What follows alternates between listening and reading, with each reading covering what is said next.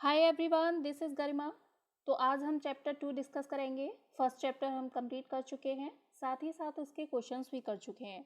जो हमने first chapter किया था उसके बाद हमने उसका क्विज भी किया था और जो सारे क्वेश्चंस थे वो उसमें कवर किए थे। और क्वेश्चंस करने से क्या होता है कि हमने जो चैप्टर पढ़ा होता है उसका रिवीजन भी हो जाता है अगर हम उसके साथ ही उसके क्वेश्चन सॉल्व कर लेते हैं तो। और क्वेश्चन सॉल्व करने से ये भी पता चलता है कि एग्ज़ाम में क्वेश्चन कैसे बनते हैं। तो ठीक है, वो क्या कहते हैं, मल्टीपल चॉइस क्वेश्चंस थे। तो इसका जो फर्स्ट चैप्टर है आप पहले उसे देखिए, फिर उसके बाद उसके क्वेश्चंस देखिए और उसके बाद आप ये सेकंड चैप्टर देख सकते हैं। तो ये जो 6th क्लास की एनसीईआरटी है ज्योग्राफी की, ये हम लेके चल रहे हैं, ठीक है। तो अब हम इसमें सेकंड चैप्टर देखेंगे जो है अक्षांश एवं देशांतर। तो आप जो इससे पहले का जो चैप्टर था वो आप देख सकते हैं और उसका लिंक आपको हमारे डिस्क्रिप्शन बॉक्स में मिल जाएगा। और टेलीग्राम चैनल ज्वाइन करने के लिए भी आपको उसका जो लिंक है वो डिस्क्रिप्शन बॉक्स में मिलेगा। तो चलिए स्टार्ट करते हैं आज का लेक्चर। ये है अक्षांश एवं देशांतर यानी लैटिट्यूड एंड लॉन्गिट्यूड। आज हम डिटेल में इसके बारे में डिस्कस करेंगे, ठीक है। पहले चलते हैं हम ग्लोब। ग्लोब क्या होता है? ग्लोब एक पृथ्वी का लघु रूप में एक वास्तविक प्रतिरूप होता है, ठीक है। जो ग्लोब होता है वो पृथ्वी की तरह एक लघु रूप में वास्तविक प्रतिरूप होता है। ये तो हम सबको पता है कि हमारी पृथ्वी गोलाकार नहीं है, ये ज्योड आकार में है। यह उत्तर एवं दक्षिण ध्रुव पर थोड़ी चपटी तथा मध्य में थोड़ी उभरी हुई है, यानी कि गोलाकार नहीं है। यहाँ पर ध्रुवों पर क्या है, ये यहाँ पर ये ध्रुव हैं, यहाँ पर ये थोड़ी चपटी है यहाँ पर, और मध्य में थोड़ी यहाँ पर थोड़ी उभरी हुई है, ठीक है। तो ये है जो गोलाकार नहीं है हमारी पृथ्वी। और पृथ्वी जो ग्लोब पर क्या होता है कि ग्लोब पर देशों, महाद्वीपों तथा महासागरों को उनके सही आकार में दिखाया जाता है। ये जो ग्लोब है इस पर यहाँ पर ये कॉन्टिनेंट, ये महाद्वीप दिए होते हैं, ये महासागर है, ठीक है। ये महासागर यहाँ पे दिखाया गया है और ये जो है महाद्वीप हैं, ठीक है। और देश भी यहाँ पर दिखाए जाते हैं। तो ये सही आकार में दिखाया जाता है इन सबको, तो ये ग्लोब होता है, ठीक है। ग्लोब एक सुई ग्लोब में झुकी हुई अवस्था में होती है जिसे अक्ष कहा जाता है। ग्लोब पर वे दो बिंदु जिनसे होकर सुई गुजरती है उत्तर तथा दक्षिण ध्रुव है। और पृथ्वी पश्चिम से पूर्व की ओर घूमती है। अब ये जो ग्लोब है इसमें एक सुई है जो झुकी अवस्था में स्थित है, यानी कि ये जो ग्लोब है, ग्लोब में एक सुई दिखाई देती है लेकिन ऐसी वास्तव में कोई सुई नहीं होती है, जो कि ये इसे अक्ष कहा जाता है, ठीक है। कि ये अक्ष है, ऐसा बोलते हैं कि पृथ्वी अपने अक्ष पर झुकी हुई है, ठीक है। तो ये जो अक्ष है इसका, इस पर ये पृथ्वी झुकी हुई है। तो यहाँ पर ग्लोब पर ये जो दो बिंदु होते हैं जिनसे सुई होकर गुजरती है, यानी कि एक यहाँ पर और एक यहाँ पर, ठीक है। ये जो बिंदु हैं इनको क्या बोलते हैं? इसको उत्तर बोलते हैं और इसको दक्षिण ध्रुव बोलते हैं। इसको उत्तरी ध्रुव बोलते हैं और इसको दक्षिणी ध्रुव बोलते हैं, ठीक है। और जो पृथ्वी है, पृथ्वी क्या है कि पश्चिम से पूर्व की ओर घूमती है। पश्चिम से पूर्व की ओर जो पृथ्वी है हमारी वो घूमती है। विषुवत व्रत क्या होता है? विषुवत व्रत होता है, भूमध्य रेखा एक काल्पनिक रेखा है जो पृथ्वी को दो बराबर भागों में विभाजित करती है। इसे विषुवत व्रत कहा जाता है। जैसे ये हमारी पृथ्वी है, ठीक है। और ये जो इसमें ये जो भूमध्य रेखा है, ठीक है, भूमध्य रेखा है, ये एक काल्पनिक रेखा है, यानी कि हमारी जो पृथ्वी पर ये जो रेखाएं दिखाई जाती हैं एक्चुअल में कोई ऐसी रेखा होती नहीं है। ये काल्पनिक रेखा होती हैं जो पृथ्वी को दो बराबर भागों में बांटती हैं, यानी कि ये यहाँ से इसके दो भाग हो जाते हैं ना, एक ये और एक ये, ठीक है। तो जो भूमध्य रेखा है ये काल्पनिक रेखा है और ऊपर से ये दो पृथ्वी को दो बराबर भागों में बांटती है। इसे क्या कहते हैं? इसे हम विषुवत व्रत कहते हैं। विषुवत व्रत क्या होता है? एक पूर्ण व्रत होता है, ठीक है। ये यहाँ सिर्फ लाइन जो दिख रही है ऐसा नहीं है, पूरा ऐसे करके घुमा के ऐसे होगा, ठीक है। तो एक पूर्ण व्रत होता है, इसी को हम क्या कहते हैं विषुवत व्रत कहते हैं, ठीक है। इसे हम विषुवत व्रत कहते हैं। उत्तरी भाग को उत्तरी गोलार्ध एवं दक्षिणी भाग को दक्षिणी गोलार्ध कहते हैं। ये जो है पृथ्वी हमारी, इसे जो भूमध्य रेखा है उसने दो बराबर भागों में विभाजित कर दिया। अब क्या होता है कि उत्तरी जो भाग है, ये वाला उत्तरी भाग है ना, ये वाला उत्तरी भाग है, यानी कि नॉर्थ है, ठीक है, और ये है साउथ।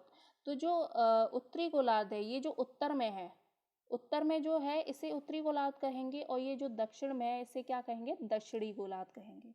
ठीक है। पृथ्वी ज्योड आकार में है। अभी जैसे बताया था कि पृथ्वी हमारी गोलाकार नहीं है, पृथ्वी का जो आकार है वो क्या है, ज्योड आकार। अब हम इसके अक्षांश की बात करते हैं, लैटिट्यूड की बात करेंगे। तो लैटिट्यूड क्या होता है, विषुवत वृत्त से ध्रुवों तक स्थित समांतर वृत्तों को अक्षांश रेखा या समांतर रेखाएं कहा जाता है। ठीक है, जो विषुवत वृत्त है, यानी कि ये यहाँ पर हम दिखाते हैं इसमें, ये है विषुवत वृत्त, ये वाला। ठीक है, ये विषुवत वृत्त है, ध्रुवों तक स्थित, यानी कि ये भी है, ये भी अक्षांश है, और ये भी अक्षांश है, ये भी है। तो यहाँ क्या दिया है कि विषुवत वृत्त से जो ध्रुवों तक स्थित समांतर वृत्तों को, यानी कि समांतर ये जो वृत्त हैं, ये भी है, ये भी है, तो ये जो समांतर वृत्त हैं इन्हें क्या कहा जाता है, इन्हें ही अक्षांश रेखाएं कहा जाता है, या तो इन्हें समांतर रेखाएं कहा जाता है और अक्षांश रेखा भी कहा जाता है, जो विषुवत वृत्त के ध्रुवों तक स्थित है। यानी कि जो विषुवत वृत्त है, भूमध्य जो रेखा है वो उससे दक्षिण में और उससे उत्तर में जो समांतर वृत्त बने हुए हैं उन्हें ही अक्षांश रेखाएं कहा जाता है। अक्षांशों को अंश में मापा जाता है। ठीक है, अक्षांशों को अंश में मापा जाता है। विषुवत वृत्त शून्य अंश अक्षांश को दर्शाती है।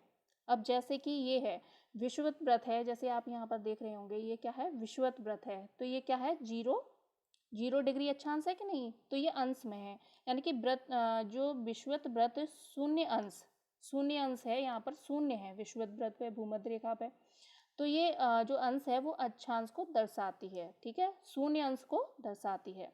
चूंकि विषुवत वृत्त से दोनों तरफ ध्रुवों के बीच की दूरी पृथ्वी के चारों ओर के वृत्त का 1/4 है। चूंकि विषुवत वृत्त से दोनों तरफ ध्रुवों के बीच की दूरी, यानी कि ये यहाँ पर है, इनकी जो ध्रुवों के बीच की ये दूरी है यहाँ से, और ये दक्षिण में भी। ठीक है, तो ये क्या है, चारों ओर के वृत्त का 1/4 है, यानी कि ये जो चारों वृत्त का जो होगा वो 1/4 होगा। ठीक है, 1/4 होगा। अक्षांश, भूमध्य रेखा 0 का अक्षांश है। ठीक है, यहाँ पर जो विषुवत वृत्त है, जो भूमध्य रेखा है वो क्या है, 0 अक्षांश है।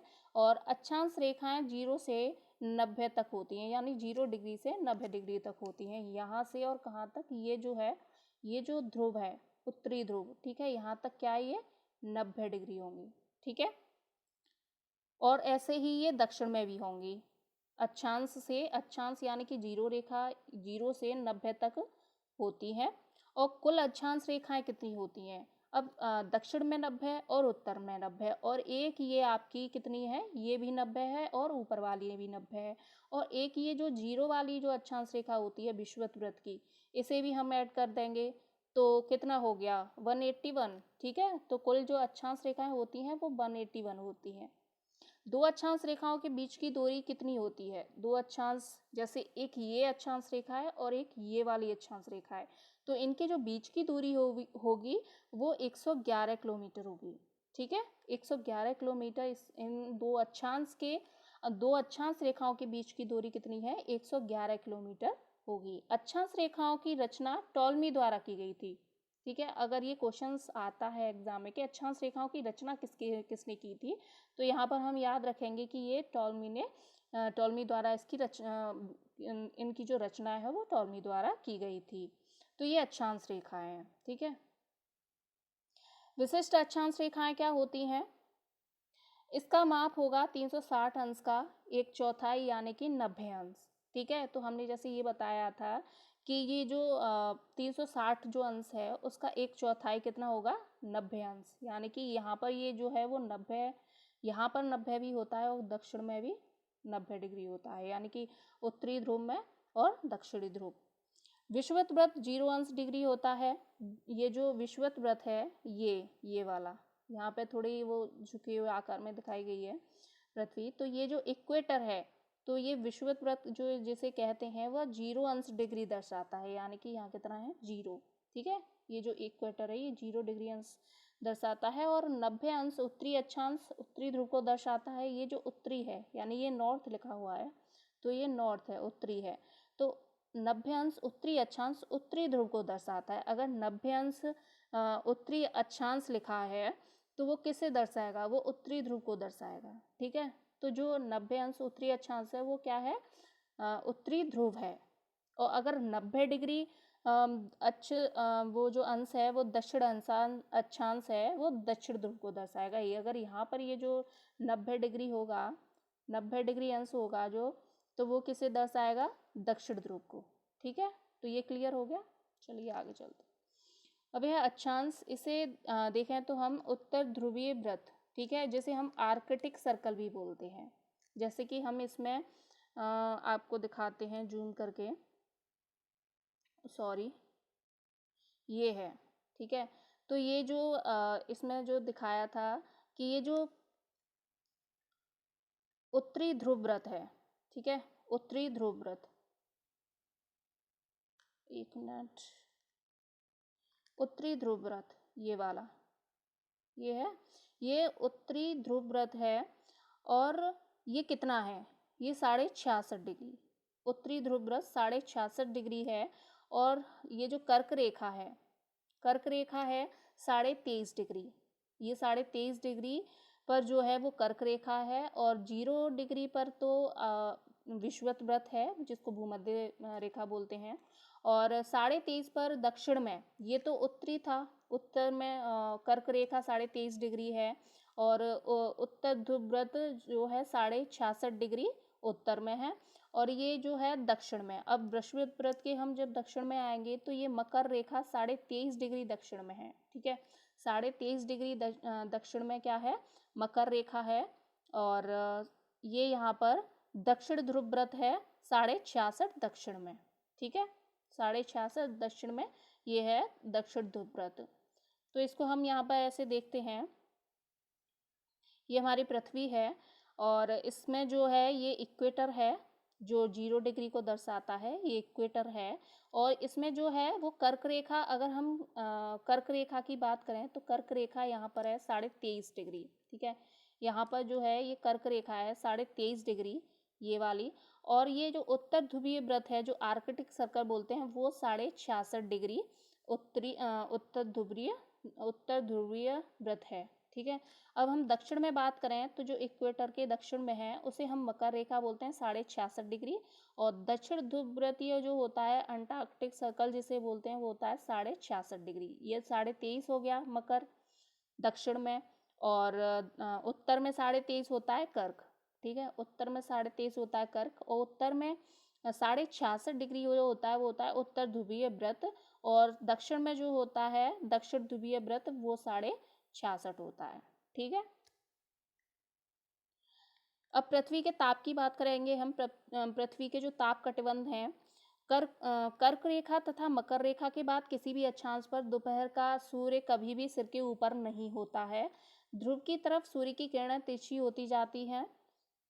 कर्क रेखा एवं मकर रेखा के बीच के सभी अंशों पर सूर्य वर्ष में एक बार दोपहर में सिर के ठीक ऊपर होता है, इसलिए इस क्षेत्र में सबसे अधिक ऊष्मा प्राप्त होती है तथा इसे उष्णकटिबंध कहा जाता है। अब हम उष्णकटिबंध की बात करेंगे कि ये जो ताप कटिबंध है उसमें उष्णकटिबंध क्या होता है। तो इसमें क्या बताया कि कर्क रेखा तथा मकर रेखा के बाद किसी भी अक्षांश पर दोपहर का सूर्य कभी भी सिर के ऊपर नहीं होता है। इन दोनों कर्क रेखा तथा मकर रेखा के बीच में जो है सूर्य उसकी सीधी किरणें पड़ती हैं। ठीक है, और ध्रुव पर सूर्य की किरणें तिरछी पड़ती हैं। कर्क रेखा एवं मकर रेखा के बीच सभी अक्षांशों पर सूर्य वर्ष में एक बार दोपहर में सिर के ठीक ऊपर होता है, इसलिए इस क्षेत्र में सबसे अधिक ऊष्मा होती है। जैसे कि हम यहाँ पर देखते हैं, ये पृथ्वी है और ये इसका 0 डिग्री, एक मिनट, ये पृथ्वी है और इसका ये जो है 0 डिग्री अक्षांश रेखा है जिसे भूमध्य रेखा बोलते हैं। तो ये जो रेखा है इसमें क्या होता है कि जो कर्क रेखा है, कर्क रेखा हमारी यहाँ पर है 23.5 और 23.5 दक्षिण में क्या है, मकर रेखा है। तो इनके जो बीच की दूरी बताई गई है, इस पर क्या है कि सूर्य की जो किरणें हैं वो सीधी पड़ती हैं, यानी कि सूर्य वर्ष में एक बार दोपहर में सिर के ठीक ऊपर होता है। ठीक है, और जो ध्रुव बताए गए हैं जिस पर सूर्य की किरणें तिरछी पड़ती हैं, तो यहाँ पर सूर्य वर्ष में एक बार दोपहर में सिर के ठीक ऊपर होता है, इसलिए इस क्षेत्र में सबसे अधिक ऊष्मा होती है। सबसे अधिक जो ऊष्मा होती है वह इसी क्षेत्र में होती है, इसी क्षेत्र में, ठीक है। इसलिए इसे क्या कहते हैं, इसे बोलते हैं उष्णकटिबंध, ठीक है। इसे क्या बोलते हैं, इसे बोलते हैं उष्णकटिबंध। इस वाले क्षेत्र को क्या बोलते हैं, उष्णकटिबंध बोलते हैं, जो कर्क रेखा तथा मकर रेखा के बीच का जो क्षेत्र होता है। पृथ्वी के ताप कटिबंध में हम देखेंगे शीतोष्ण कटिबंध किसे कहते हैं। तो शीतोष्ण कटिबंध के लिए ये जो यहाँ पर ये बना देते हैं ये, ठीक है। अभी हम इसके बारे में बताएंगे। ये जो दिख रहा है, ये वाला हिस्सा जो है वो क्या होता है, शीतोष्ण कटिबंध होता है, शीतोष्ण कटिबंध, ठीक है। उत्तरी शीतोष्ण कटिबंध तथा दक्षिणी शीतोष्ण कटिबंध। इस प्रकार उत्तरी गोलार्ध में कर्क रेखा एवं उत्तर ध्रुववृत्त तथा दक्षिणी गोलार्ध में मकर रेखा तथा दक्षिणी ध्रुववृत्त के बीच वाले क्षेत्र का तापमान मध्यम रहता है, इसलिए इन्हें शीतोष्ण कटिबंध कहते हैं। यानी कि न तो ज़्यादा ठंडा रहता है और न ज़्यादा गर्म रहता है, तो इसे क्या बोलते हैं, शीतोष्ण कटिबंध बोलते हैं।